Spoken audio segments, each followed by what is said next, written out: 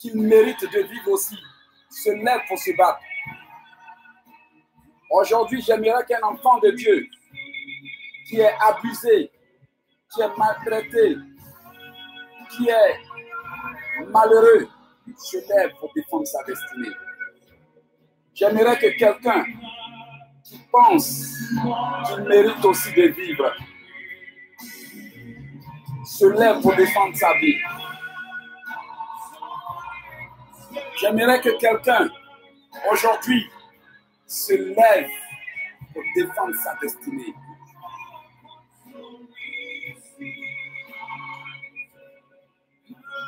J'aimerais que tu te lèves.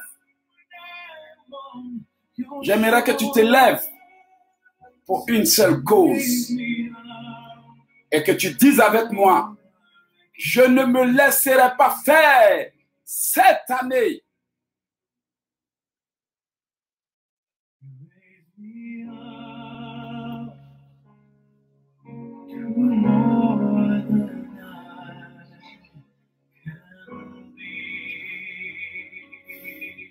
Mon message pour moi aujourd'hui, le message est simple.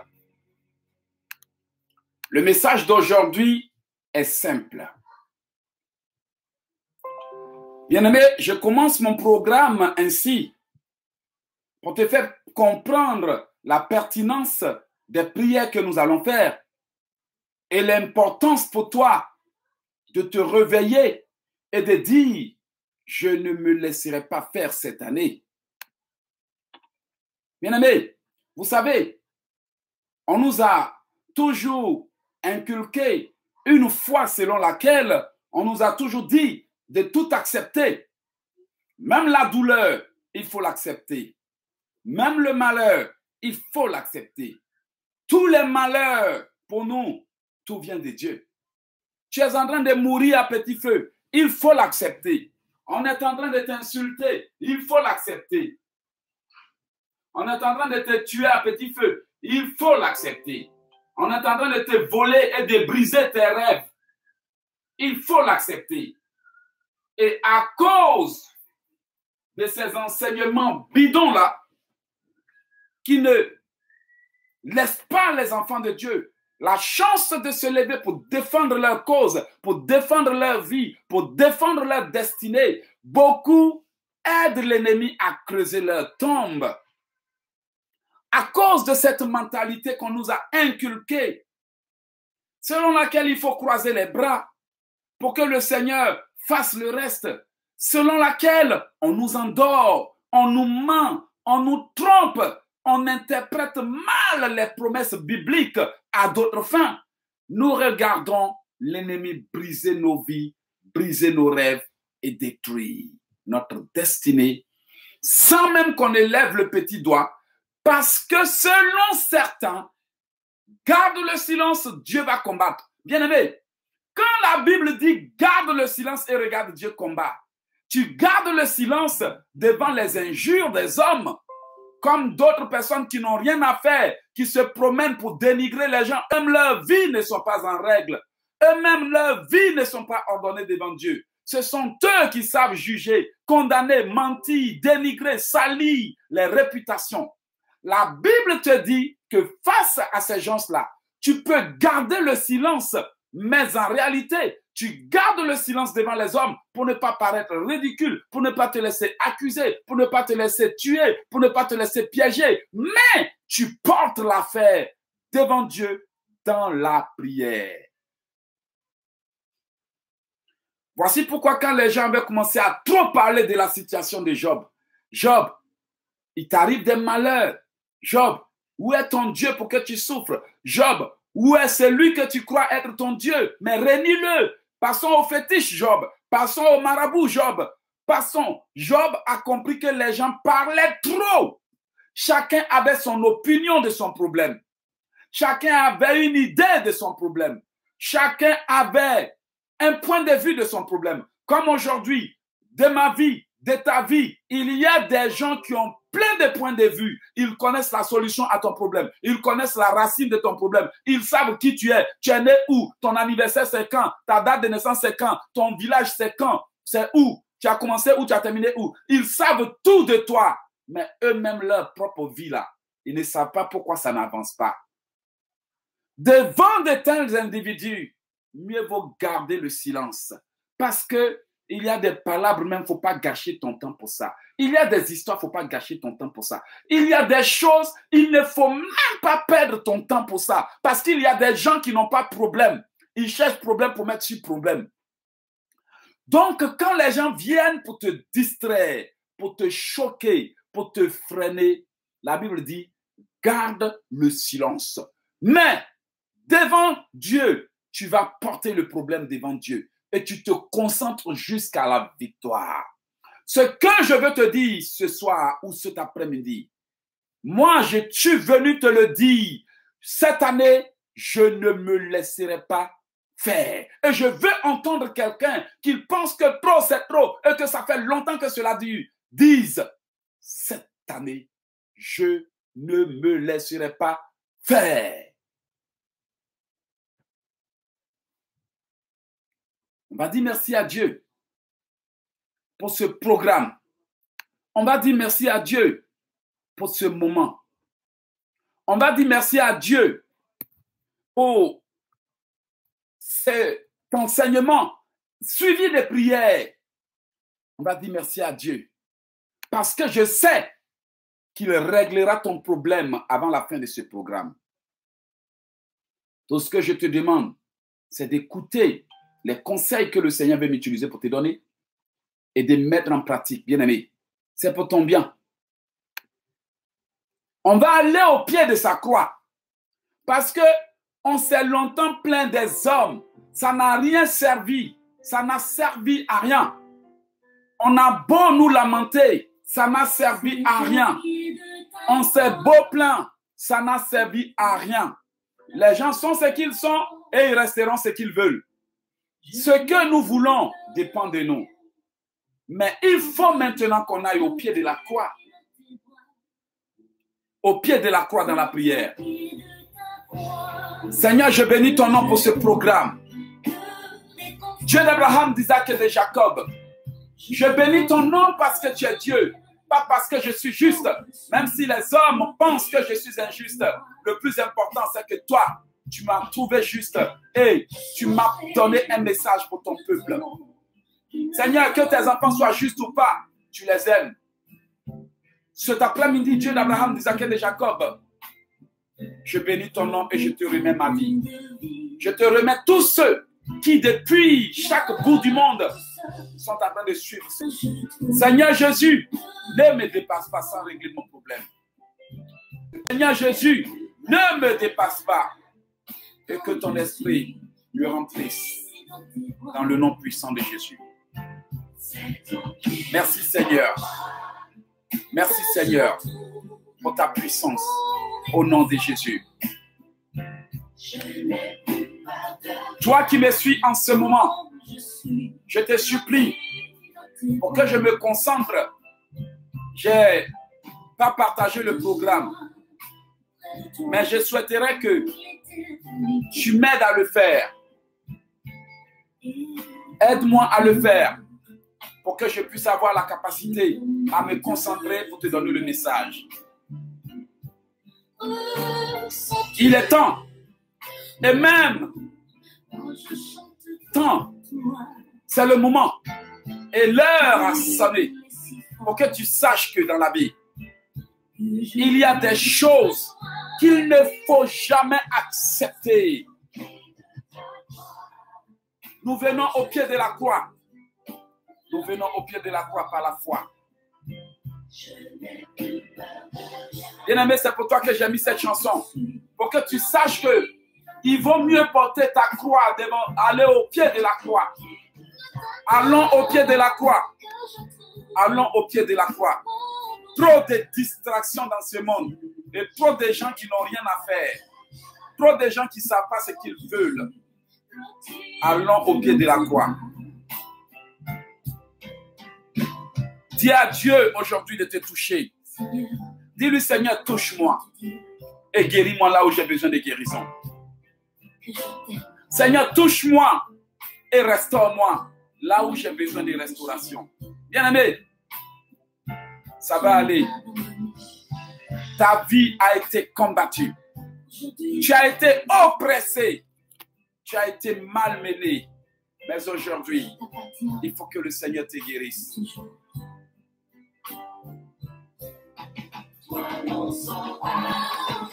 Il faut que le Seigneur te guérisse. Il faut que le Seigneur te guérisse. Alléluia. Je n'ai plus peur de rien. Je n'ai plus peur de rien.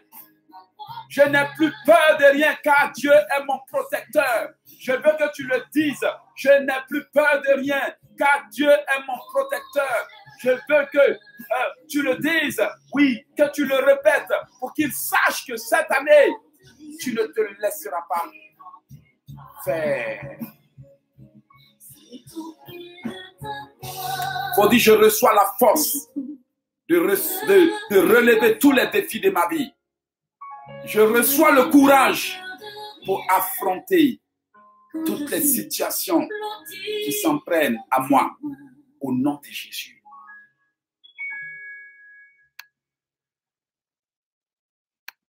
Bien-aimés, nous sommes venus à notre deuxième programme contre l'oppression. L'oppression dont je vous ai parlé la fois passée. Mais vous savez, le diable, quand bien même qu'il n'est pas plus fort devant Jésus, il est très rusé. Et c'est cette ruse qui fait sa force. Beaucoup d'entre nous, ce n'est pas la sorcellerie qui nous a tués, mais c'est plutôt les gens que le diable utilise pour nous oppresser. Parce que l'ennemi crée l'oppression. Et quand il crée une situation d'oppression, qu'est-ce que tu vas voir maintenant? Il fait de toi-même le blocage. Donc, c'est notre incapacité parfois à comprendre pourquoi ceci nous arrive ou pourquoi cela nous arrive qui fait que nous tombons dans les pièges. Si toi, mon frère, tu as un objectif, tout ce qui t'intéresse, c'est l'objectif.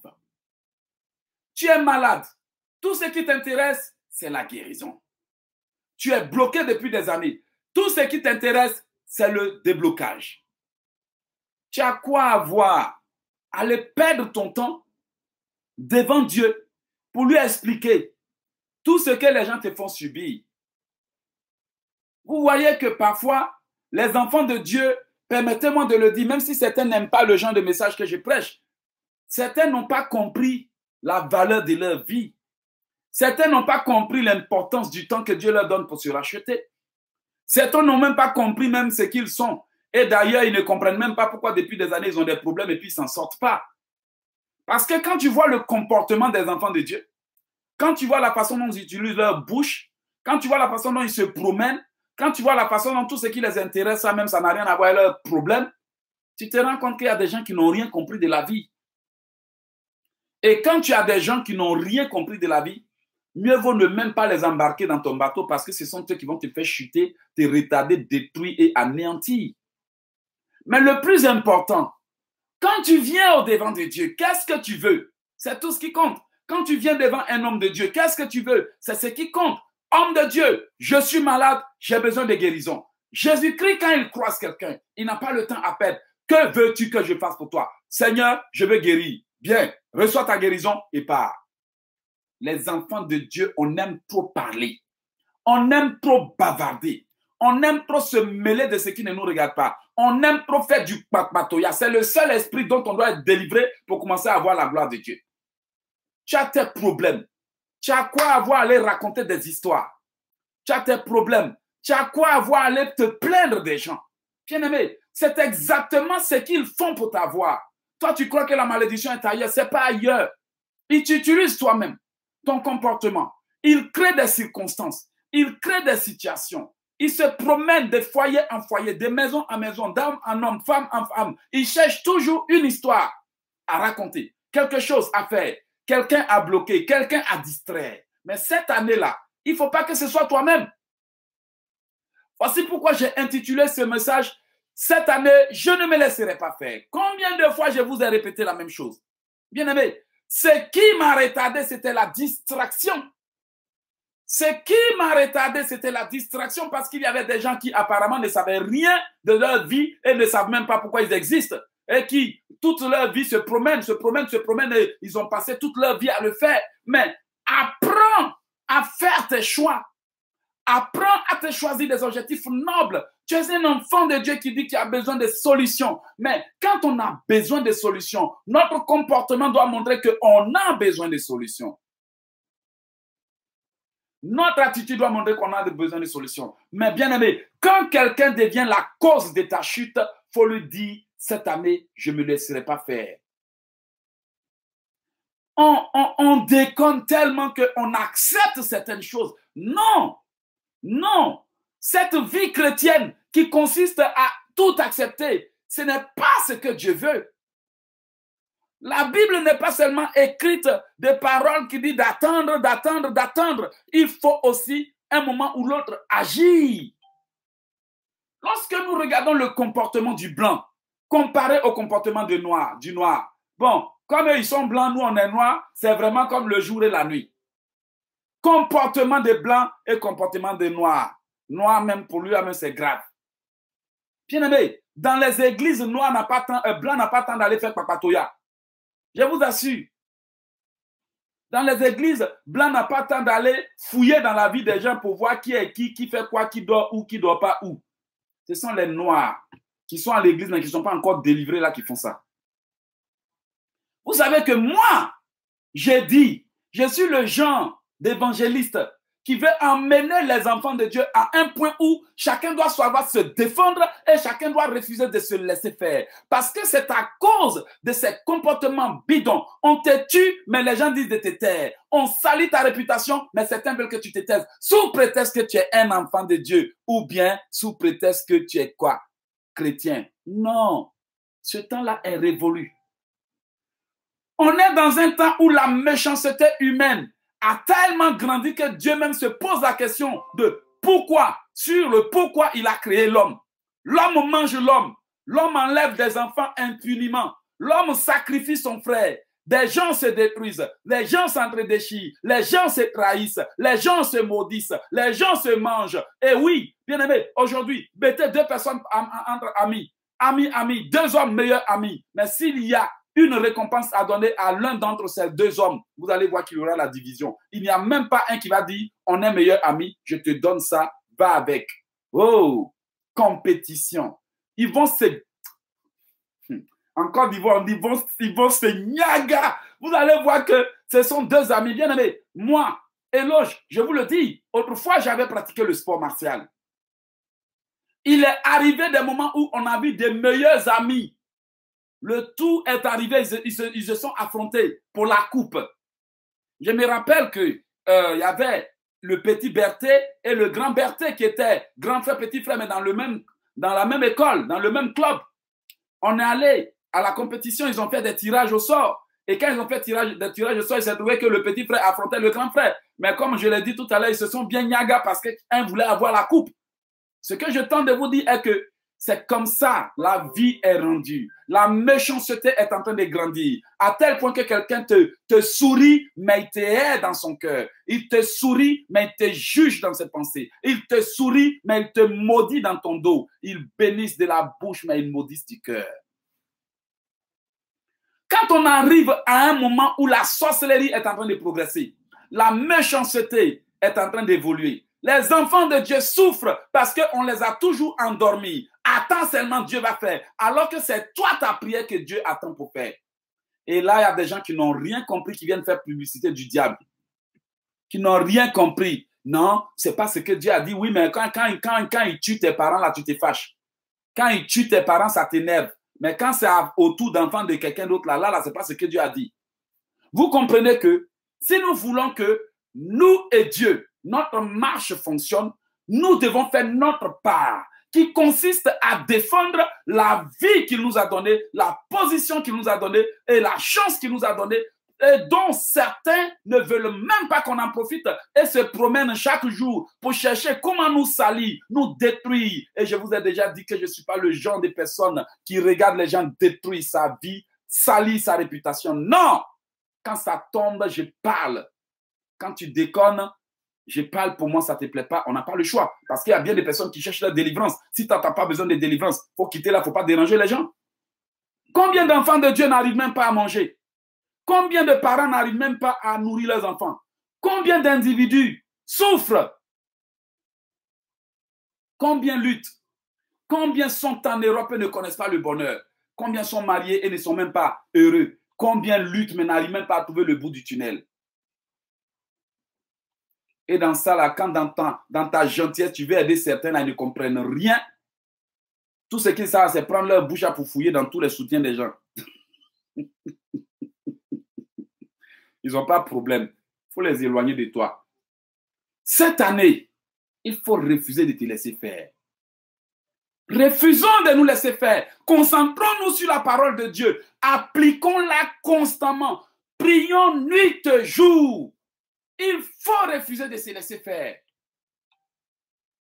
Les gens usent de la distraction pour t'éloigner de Dieu. Les gens usent de la manipulation pour t'éloigner de Dieu. Les personnes qui vont te dire « J'ai rencontré le diable face à face » sont rares. Quelques personnes. Parmi les autres que l'ennemi utilise, il y a plein que le diable utilise. Et ce que je vais te faire comprendre, c'est qu'il est temps que tu te lèves contre l'oppression. Et pour te lever contre l'oppression, il te faut avoir la foi. La fois passée, je vous ai expliqué qu'est-ce que l'oppression. Je vous ai expliqué qu'est-ce que l'oppression. Les gens sont remplis de jalousie. Tant qu'ils ne t'ont pas brisé, ils ne seront pas heureux. Tant qu'ils n'ont pas menti sur toi, ils ne seront pas heureux. Tant qu'ils n'ont pas sali ta vie, ils ne seront pas heureux. Tant qu'ils ne t'ont pas dérangé, ils ne seront pas heureux. Mais toi, il faut que cette année, tu apprennes à faire la part des choses. Toi qui me suis, Maginda, toi qui me suis, Louise Mbombondo, je ne sais d'où tu me suis ou de quel pays tu me suis. Depuis que tu es en train d'attendre que Dieu se souvienne de toi pour qu'il vienne à ton secours. Tu l'as vu quand? Tu l'as vu quand? Depuis, on te dit, attends seulement, attends seulement. Tu es en train d'attendre. Bien-aimé, notre Dieu est un Dieu qui a ses règles, qui a ses lois, qui a ses principes. Tu ne peux pas attendre infiniment, infiniment, infiniment. Peut-être même qu'il te parle, tu ne comprends même pas. Il te guide, tu ne comprends même pas. Il te révèle des choses, tu ne comprends même pas. Et tu es assis. Tu es en train de prendre de l'âge. Ton temps est en train de passer. Ton âge est en train d'avancer. Tes enfants, chaque jour, ont les yeux braqués sur toi. Matin, sans même te dire un mot, tu sais que tes enfants sont en train de te demander, on mange quoi aujourd'hui? Toi qui es un homme, sans même te dire un mot, tu sais que quand madame a fini de laver son visage et qu'elle te regarde, c'est pour dire où est l'argent du marché.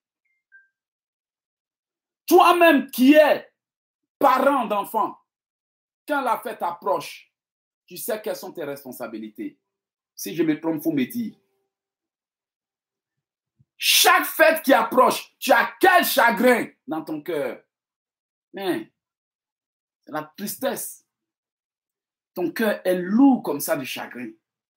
Tu n'arrives même pas à offrir à tes enfants ce qu'ils veulent. Tu te dis que toi, au moins, tes parents, à leur époque, les temps étaient durs. Toi, tu as souffert. Mais tu aurais aimé donner une meilleure chance à tes enfants. Tu aurais aimé les satisfaire parce que tes parents n'ont pas pu le faire dans certains cas. Mais quand toi-même, tu regardes et puis tu analyses, ton papa a galéré, ta maman a galéré, ton grand-père a galéré, tes ancêtres ont galéré, toi-même, là, ils veulent te faire galérer. Et puis ça, là, quand tu veux parler, on dit non, il faut te taire. Tu es enfant de Dieu, tu es homme de Dieu. Homme de Dieu ne parle pas comme ça. Enfant de Dieu ne parle pas comme ça. Attends seulement, Dieu va faire. Ça, ce sont des évangiles bidons que le diable utilise pour endormir le peuple. Parce qu'il sait que si le peuple se lève pour réclamer sa place, le peuple sera libre de l'oppression spirituelle et de l'oppression maléfique. Mais ça fait longtemps que l'ennemi vous vole. Levez-vous pour prier. On vous dit d'attendre. Même sans la prière, Dieu va vous répondre. Dans quelle église, toi, tu peux être une église sans la prière et tu vas avancer où? Tu vas aller où avec cette méchanceté? La fois passée, j'ai vu des hommes qui ont décapité une femme. Ce n'est pas dans rêve. Physiquement, la vidéo a circulé. Des hommes qui ont décapité une femme qui leur a rien fait. Décapité, bam! Elle a demandé pardon, cela ne servit à rien. Des hommes qui arrachent des organes à une personne vivante pour aller vendre pour de l'argent. La méchanceté est arrivée à un niveau où on pense que Dieu peut sonner la trompette d'un jour à un autre. Mais c'est le temps que chacun prenne sa vie spirituelle en main. C'est le temps que chacun agisse par la foi. C'est le temps que chacun se dise, mais je suis Dieu même pourquoi? Il faut ranger sa vie. Il faut ordonner sa vie. Il faut t'ordonner toi-même. Mais il y a des gens qui n'ont rien à faire. Leur bouche se promène.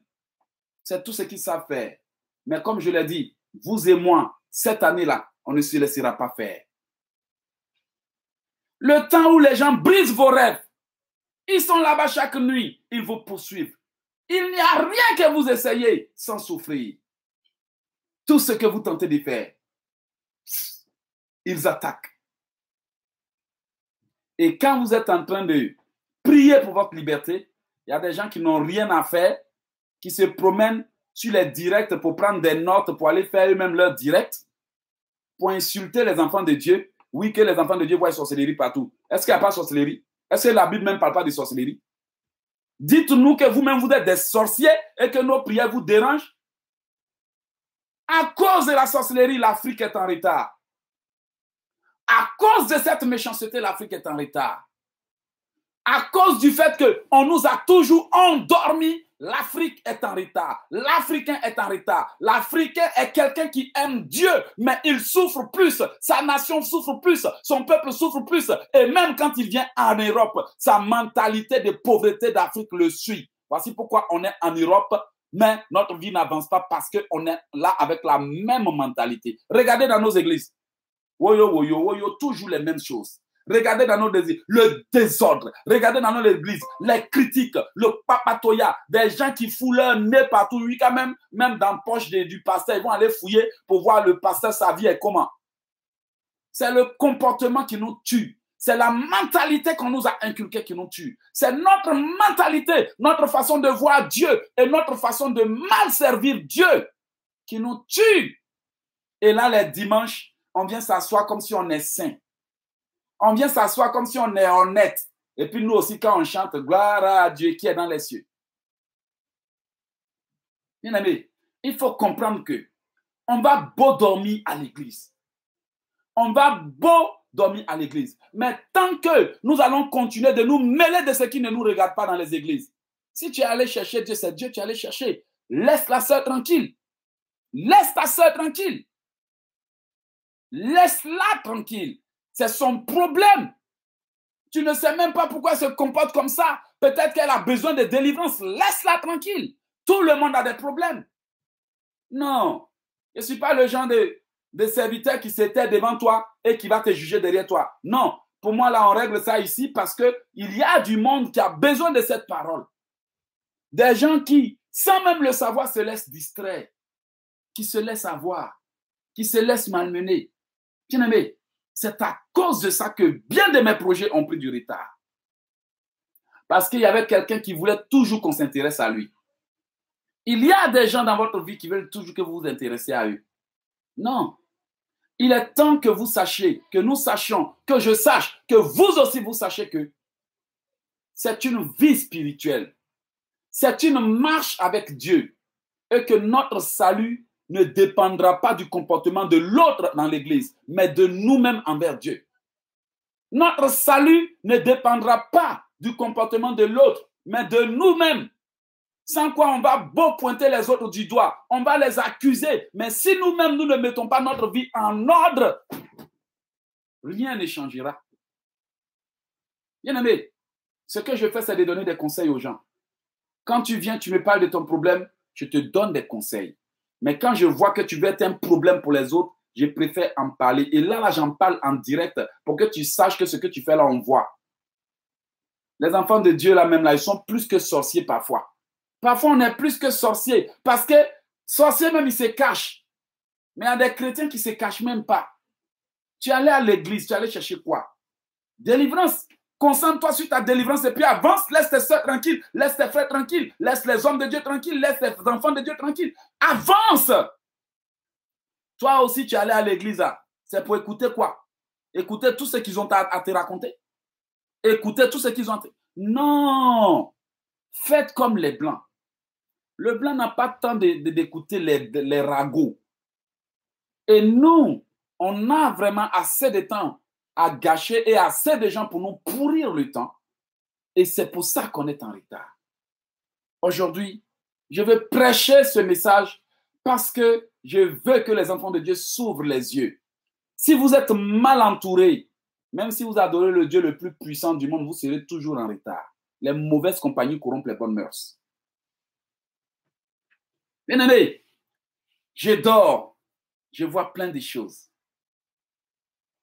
Je dors et j'entends plein de choses. Le Seigneur me donne la grâce de pressentir et même d'entendre. Et c'est là que j'ai constaté qu'il y a des gens qui ne savent même pas ce qu'ils veulent. Ils ne savent même pas pourquoi ils sont chrétiens même.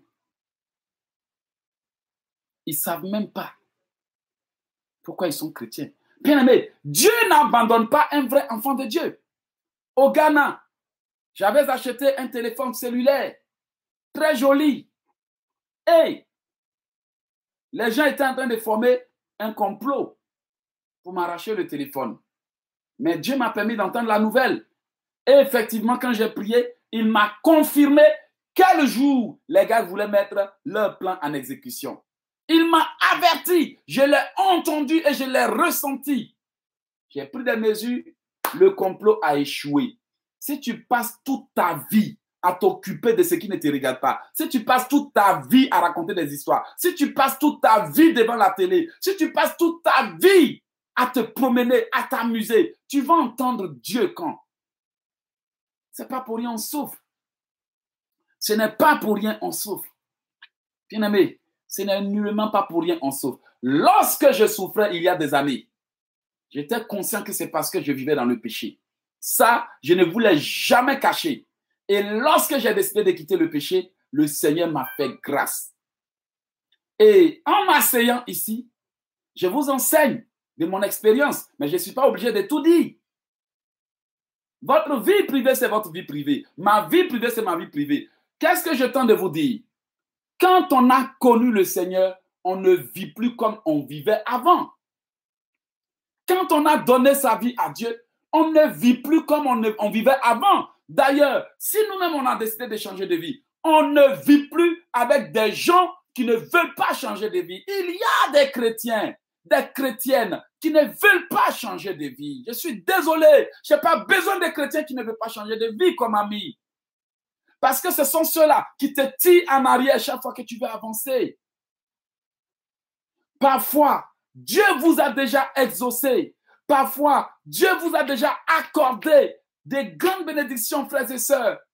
Parfois, vos prières sont exaucées le même jour, mais comme vous êtes mal entourés, mal encombrés, mal surchargés, il y a toujours des ordures que le diable va déverser sur vous en utilisant certaines personnes pour vous foutre la vie en l'air. Je vous assure que Dieu exauce les prières. Je veux entendre quelqu'un dire, Dieu exauce les prières. Il n'est pas un homme pour mentir. Il n'est nullement pas un homme pour mentir. Ni un fils de l'homme pour se repentir de ce qu'il a dit. Il dit, si tu m'invoques, je te répondrai. Mais bien aimé, quand tu es en train d'invoquer Dieu, il faut avoir un bon comportement. Il faut avoir un bon comportement. Il ne faut pas avoir le cœur rempli de jalousie. Il ne faut pas avoir le cœur rempli de haine. Il ne faut pas avoir le cœur rempli de conneries et les pensées de conneries, la bouche en train de se promener partout, dans toutes les églises, dans toutes les boîtes de nuit, en train de te truc. Non, j'ai dit la fois passée que quand on a fini de prier Dieu, le comportement doit changer, bien-aimé. Regardez-moi, si je viens envers vous, que je ne viens pas avec le comportement qu'il faut pour vous aider, mais que je viens pour être votre occasion de chute, qui d'entre vous va me suivre? Personne. Personne. Ce qui me fait mal, c'est de voir des gens qui ont la capacité à changer leur vie, mais à qui Certains ne laissent pas l'occasion de se concentrer pour changer leur vie parce qu'ils ne savent même pas ce qu'ils cherchent dans la vie. Voici pourquoi mon message, c'est je ne me laisserai pas faire cette année.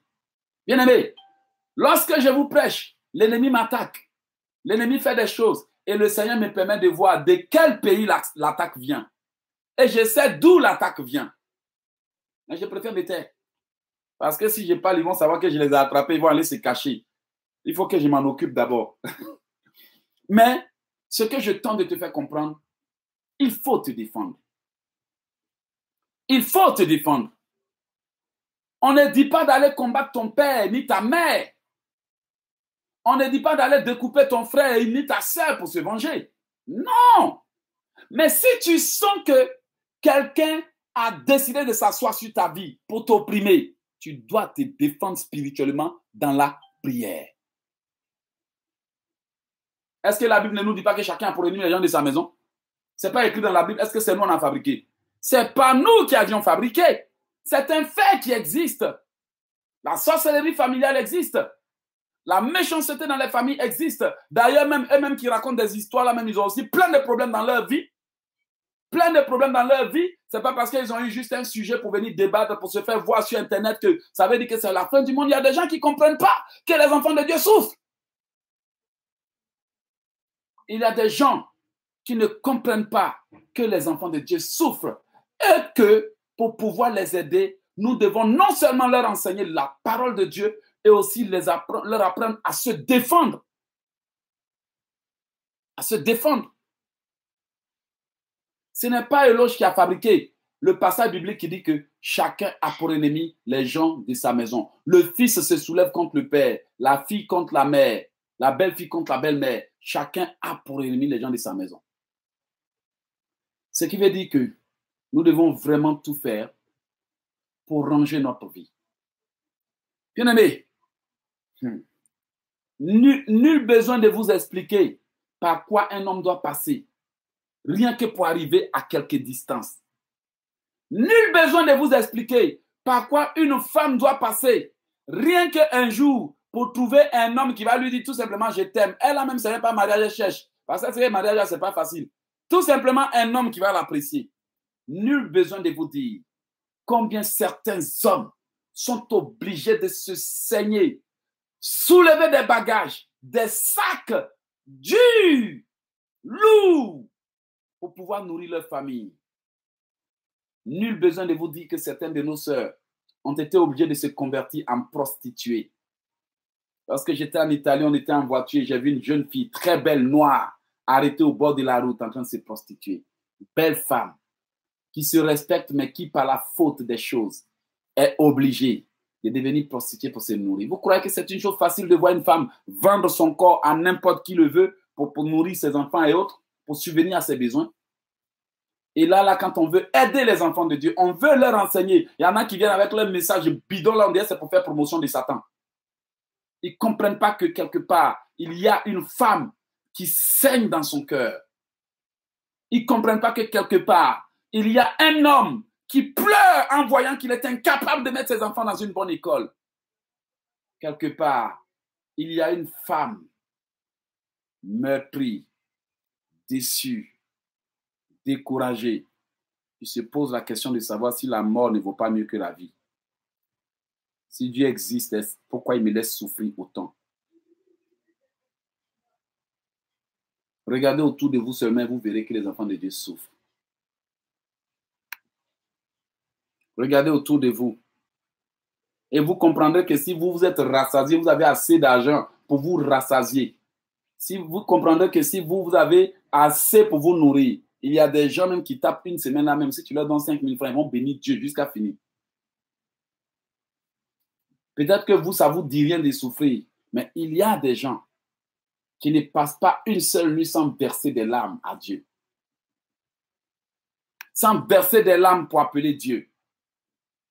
Il y a des gens qui sont supposés aujourd'hui être dans le plan de Dieu, mais leur âge est en train de passer parce que quelqu'un est assis confortablement sur leur vie et se dit que tant que lui, il n'est pas là, il n'y a pas quelqu'un qui va prospérer dans la famille. Si vous, ça ne vous intéresse pas de défendre votre vie, d'apprendre à prier et à combattre sur le plan spirituel, allez vous asseoir dans vos coins, taisez-vous. Vous n'avez rien à dire, taisez-vous. Parce qu'il y a des gens qui ont besoin d'être libérés de l'emprise de l'ennemi. Chacun a son ministère. Contentez-vous du vôtre. Si pour vous, c'est d'inventer des prophéties, fine. Il y a des gens à qui Dieu a donné le don de prophétiser pour de vrai. Si pour vous, c'est de vendre des bouteilles d'eau, mieux, tant mieux. Mais pour moi, là, c'est le combat spirituel, mon don. Le combat spirituel, parce que Dieu sait que quelqu'un, quelque part, a besoin de délivrance. Quand vous regardez dans la Bible parle de prophètes. La Bible parle d'apôtres. La Bible parle d'évangélistes. Mais la Bible parle aussi de David, qui était un serviteur de Dieu, mais dans le domaine du combat spirituel. Tous les livres de psaumes, c'est David qui a écrit. Quand David veut que ses ennemis meurent, personne ne se plaint. Quand David dit à Dieu de poursuivre et d'anéantir ses ennemis, personne ne se plaint. Mais quand un enfant de Dieu est en train de prier pour que Dieu anéantisse ses ennemis, il y a des gens qui se plaignent. Oui, les prières sont ci, les prières sont ça. Mais toi-même, ils n'ont qu'à bien regarder leur propre vie, qui est en train d'être rongée par le diable et ses enfants, et ses agents. Ils vont comprendre que dans cette vie-là, si tu regardes l'ennemi te détruire et que tu fermes la bouche pour te laisser faire, ils vont t'enterrer vivant. Je vais juste dire à quelqu'un, lève-toi par la foi. Prenons la parole de Dieu dans le livre de Romains, chapitre 1, versets 16 à 17. Il faut se lever par la foi. Il faut combattre par la foi. On n'en veut à personne.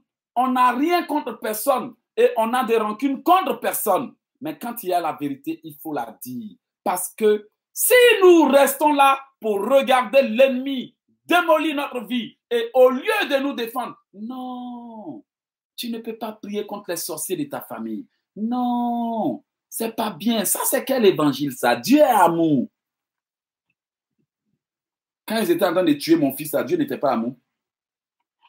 Quand ils étaient en train de tuer mon oncle parce qu'il a construit une maison de 10 chambres salon, Dieu n'est pas amour. Quand ils étaient en train de briser tes rêves, Dieu n'était pas amour. Quand ils étaient en train d'avorter des grossesses, détruire des vies, briser des foyers, anéantir des études, renverser des projets, bloquer des projets et des destinées, Dieu n'était pas amour. Dieu est amour. Mais son amour et sa patience ont des limites. On n'en veut à personne, mais on a le droit de prier pour notre liberté. J'ai le droit de prier pour ma liberté. J'ai le droit de prier pour mes enfants. J'ai le droit de prier pour mon mariage. Ça, c'est mon droit. Tu as aussi tes droits que je respecte. Tu as le droit de prier pour ta vie. Tu as le droit de prier pour ton bien-être.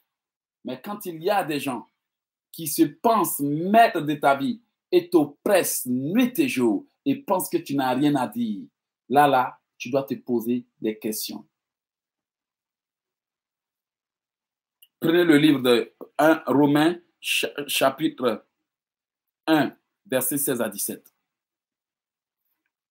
Bien-aimés, il ne faut jamais avoir honte de l'évangile.